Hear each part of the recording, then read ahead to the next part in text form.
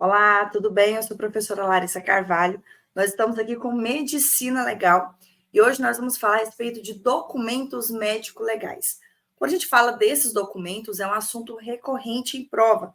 Praticamente todos os concursos que cobram medicina legal vão cobrar consequentemente, também esse tema de documentos, tá? Então, é bem fácil a sua definição, é só a gente lembrar que são documentos médicos legais. Então, nós temos um profissional médico, um profissional perito oficial, tá? Que vai elaborar um documento para esclarecimento de questões legais, tá? Então, só para trazer aqui para você, então nós temos aqui, são esses instrumentos escritos, na sua maioria, tá? Por que a gente fala na sua maioria? Porque existem os depoimentos orais que eles podem vir a ser reduzidos a termo ou não, tá? Então, esse reduzidos a termo é transformar em documento escrito, mas eles podem ser somente oral, quando vale esclarecer alguma dúvida, né, que ficou ali perante o juiz.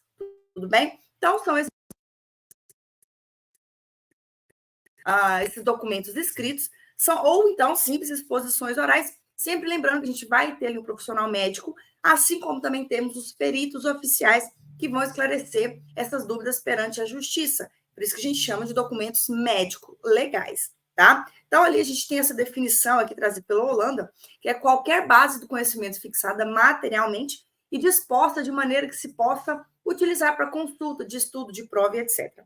Então, para a gente falar a respeito de todos os tipos que nós temos, as espécies de documentos médico-legais, eu trouxe aqui para vocês, para a gente começar aqui, as notificações. O que são essas notificações? As notificações, elas são, então, aí comunicações compulsórias que são realizadas pelos médicos às autoridades competentes de um fato profissional por necessidade social ou sanitária.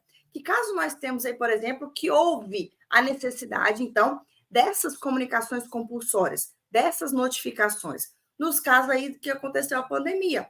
Então, quando viu aquele sujeito que estourou aquele tanto de casos, né, de Covid, foi necessário essa emissão dessas notificações, tudo bem? Para esclarecimento também, né, para questões aí de necessidade social, tá? E necessidade sanitária. O atestado é um segundo documento médico legal aí muito importante, ele tem algumas classificações que eu trouxe para apresentar aqui para você. Então, o que são esses atestados? Importantes, são afirmações simples e por escrito de um fato médico e suas consequências. Nós temos aí um documento particular sem formalidades legais, mas nós temos uma classificação à parte, tá, de atestados que nós teremos aí a participação da justiça, a necessidade de esclarecimento perante a justiça. Então, dentro dessas classificações dos atestados, nós temos aqui, o atestado ele pode ser classificado quanto à sua procedência ou finalidade, e ele tem essas três subespécies, vamos dizer assim, tá? Então, ele pode ser classificado quanto à finalidade como um atestado oficioso, né? Que é aqueles de ofício, né? Que o médico emite ali na sua atividade privada. Quando você vai até ali o médico e solicita aquele atestado, ou ele emite o atestado em razão de um problema que você precisa se afastar das suas faculdades, né, das suas necessidades trabalhistas, beleza? Então, ele vai emitir esse documento. E esse atestado, que ele vai colocar ali, sempre baseado, né, em questões verdadeiras, isso é muito importante, para não configurar aí outro tipo de atestado, que eu vou mostrar isso aqui para você logo mais, que é aquele atestado, então, que ele vai falar assim, olha, o fulano apresenta aqui uma necessidade de afastamento das suas 15 dias, de 10 dias. Beleza, são ali sem formalidades legais, inclusive não é obrigatório, inclusive alguns médicos nem têm colocado o Código Internacional de Doenças, que é o CID, tá? Porque é até uma questão de intimidade.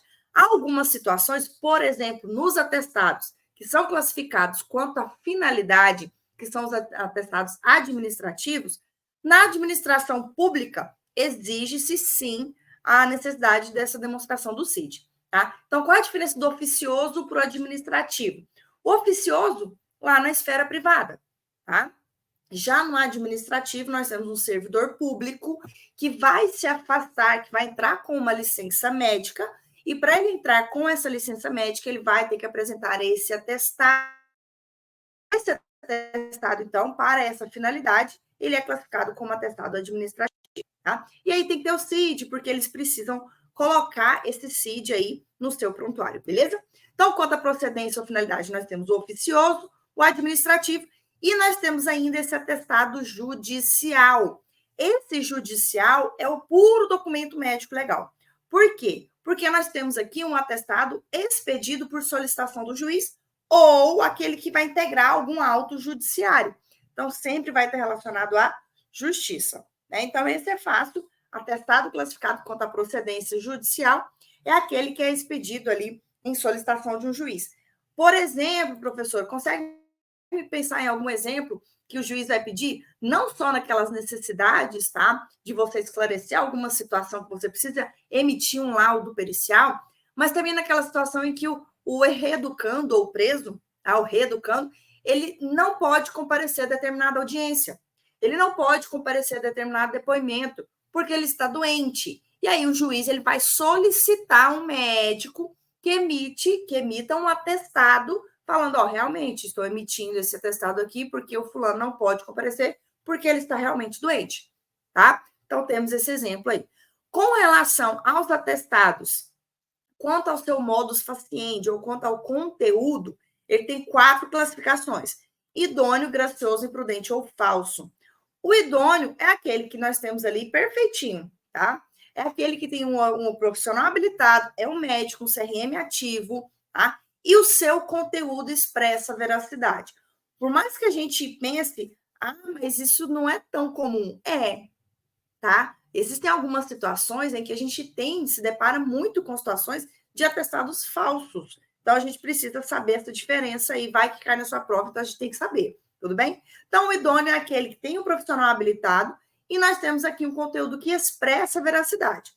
O que é um atestado gracioso? É aquele ali que o profissional está fazendo uma graça, tá? Ele está fazendo ali um atestado, elaborando um atestado de favor. Então, ele não tem ali uma prática de um profissional, por exemplo, justifica a emissão de um ato. E esse atestado gracioso, ele é sempre antiético, tá? Isso é bem claro, tudo bem? Porque é algo de favor, tá? Ele é complacente. Nem sempre vai ter ali um profissional habilitado para isso, tudo bem? E outra situação, esse atestado gracioso, ele pode se transformar em um atestado falso ou um atestado imprudente. Qual a diferença entre um atestado imprudente e um atestado falso? O atestado imprudente é aquele que é fornecido de forma inconsequente, insensata, intempestiva, em favor de terceiros, tá? Por exemplo, é quando você quer fazer um favor para alguém. Então, o gracioso pode virar nesse sentido quando está fazendo algum favor, tá? O falso é aquele que está faltando com a verdade dolosamente. É ali redigido por um médico. Seu conteúdo ali pode ter alguma afirmação errônea de patologia ou de inexistência de um fato, tudo bem? Então, a gente tem aqui 2 situações de documentos, né, de documentos médicos legais que podem levar a falsidades ideológicas, a emissão de atestado falso. Tá? Então, nós temos essa situação aqui. Em que o atestado falso, nós temos aqui um médico habilitado, mas as informações contidas ali, tá, nesse atestado, essas informações contidas, elas são falsas. Tá, eu estou colocando aqui que o indivíduo pode ser um atestado gracioso, porque você está fazendo ali uma gracinha, tá? Eu coloco gracioso, gracinha, porque é mais fácil da gente lembrar, né? Você está fazendo um favor para o cara. Mas você está falando assim, olha, o cara está simplesmente ali com uma situação simples, tá? Só que o médico vai colocar lá, olha, não, ele está aqui com uma fratura na perna, então ele não pode trabalhar. Tudo bem? Então, essa informação, ela é falsa. Ou ele pode, no caso de um atestado imprudente, ele pode emitir um atestado falando assim, olha, era suficiente 7 dias, né, de afastamento, mas vou colocar 20. Tudo bem? Então, tem essa situação que ele está fazendo um favor para terceiros, ok? Então, nós temos essa situação aí dessas classificações dos atestados. Continuando aos outros tipos, as outras espécies que nós temos aí de documentos médicos legais, eu tenho o prontuário. O prontuário é toda a informação contida sobre um determinado indivíduo. São ali realizados registro feito pelo médico sobre os comemorativos. que é isso? Então, o paciente, tudo que for feito com aquele paciente vai ficar ali no seu prontuário. A atuação da enfermagem, quais foram os medicamentos que foram aplicados, quais foram os procedimentos do médico, tá? Então, todas essas informações é como se fosse um histórico daquele paciente, a sua anamnese. Por quê? Porque isso é importante. Não só para fins estatísticos, tá? Para alimentar ali a situação de estatística do hospital, mas para a defesa do próprio profissional. Porque pode acontecer desse paciente vir a falecer. E aí as pessoas podem querer solicitar o prontuário para saber por quê, o que aconteceu, para poder ali, né, querer justificar um erro médico. E o médico, colocando todas as informações, todos esses registros, analisando perfeitamente toda a evolução da doença, ele pode falar assim, não, eu fiz tudo conforme tinha que ser feito, está aqui a minha defesa, está tudo aqui no prontuário. Tudo bem? Depoimentos orais, como eu já tinha falado para você, essa declaração que pode ser reduzida a termo ou não durante as audiências de instrução e julgamento. Tá? Então, o juiz ele pode ter alguma dúvida sobre determinado fato, ou algum fato que ele não entendeu, ou simplesmente ele não existe, né? Ou está falho alguma informação, está faltando alguma informação, e ele solicita, então, esses depoimentos orais, chama o médico vai lá explicar como que funciona. Tudo bem? Relatório e parecer. Sobre relatório e parecer, esses dois aqui são os mais importantes tipos de documentos médicos legais que vão cair na sua prova. Esses aqui são fatos que vão cair na sua prova. Então, dentro de relatório, por exemplo, nós temos toda uma sistematização, tá? Mas nós temos duas diferenças dentro de relatório. Nós temos o auto e nós temos o laudo. O auto, que é o relatório, chamado auto, tá? Ele é aquele que ele é ditado a um escrivão. Aí ele vai reduzir a termo, tudo bem? Já o laudo, ele não vai ser editado, ele vai ser redigido diretamente pelo médico, tá? Ou pelo perito oficial. Lembrando que vai ser um médico oficial e um perito oficial. Por quê? Porque o relatório médico só pode ser elaborado nesse sentido aqui por profissionais oficiais. Porque se for, por exemplo, um assistente técnico, nós não temos um relatório, nós teremos um parecer. Então, o parecer ele não tem aqui essa formalidade legal nesse sentido, porque não é elaborado por um profissional oficial, tá? É uma descrição minuciosa de um fato médico e de suas consequências, feito por autoridade competente, ou seja, um perito criminal oficial ou um médico legista. Então, a gente tem essa diferença de um auto e de um laudo. Lembrando, então, mais uma vez, o que é o auto mesmo? O auto é aquele, então, que ele vai ser ditado para alguém, enquanto o laudo é elaborado diretamente. Qual é, então, a sistematização de um relatório? Então, a sistematização de um relatório, nós temos o preâmbulo. No preâmbulo, vai estar lá constando hora, data, local do evento, local da finalidade, o nome da autoridade que determinou, fez o requerimento, tá, daquele laudo, a qualificação do perito, tá? A qualificação do examinado. Então, são informações muito importantes que nós temos aí dentro do preâmbulo. Os quesitos, eles são elaborados aí diretamente pela própria autoridade que fez o requerimento. Então, existem os requisitos ou os quesitos que são de praxe, né? Onde, como, quando, por quê.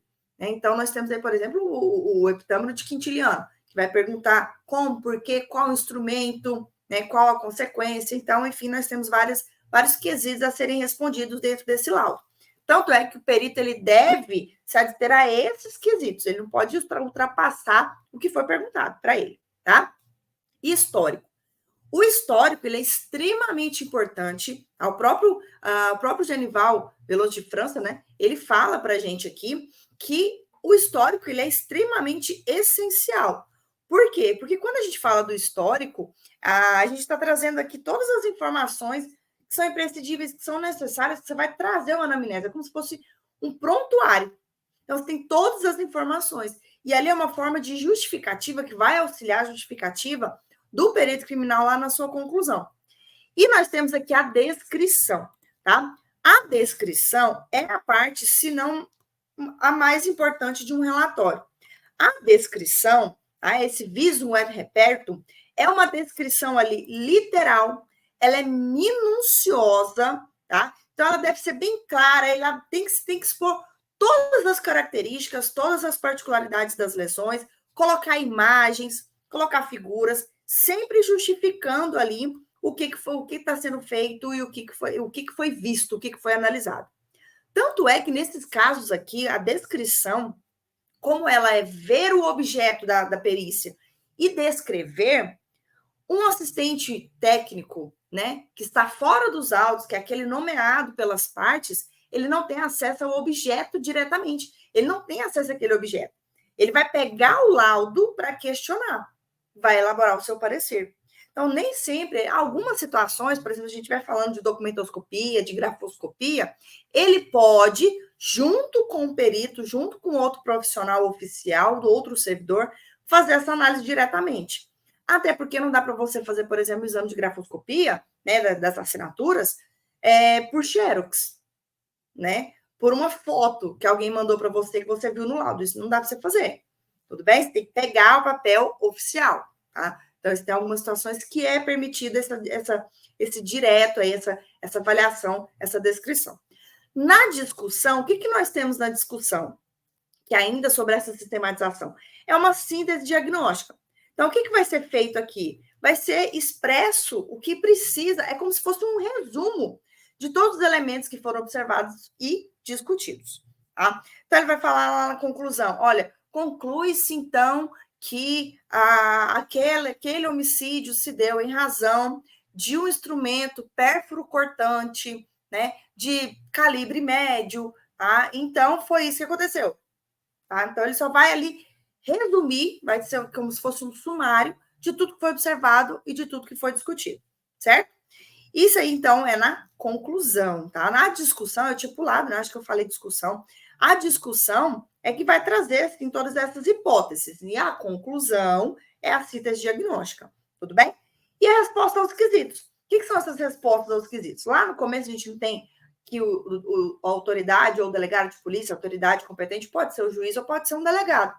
O delegado perguntou onde, como, quando, por quê? O que aconteceu nessa situação aqui? Qual foi o objeto? É possível que aquela morte tenha se dado em razão de uso de um instrumento diferente de um pérfuro cortante? Então, todas essas perguntas que são feitas lá no início, nos quesitos, são respondidas aqui no final.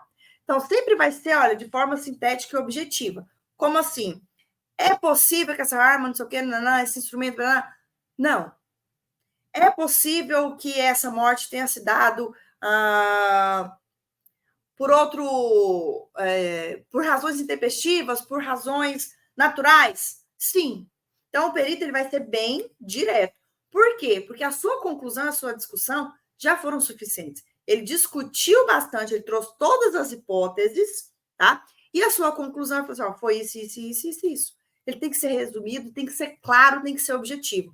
Por quê? Porque se ele não for, o juiz vai ficar com dúvida do laudo dele, vai chamar ele lá na audiência de instrução de julgamento, tá? E geralmente os peritos, eles não gostam de ir lá, porque tem que ficar esclarecendo um monte de coisa, ele, na verdade, ele tem um monte de laudo para fazer, né?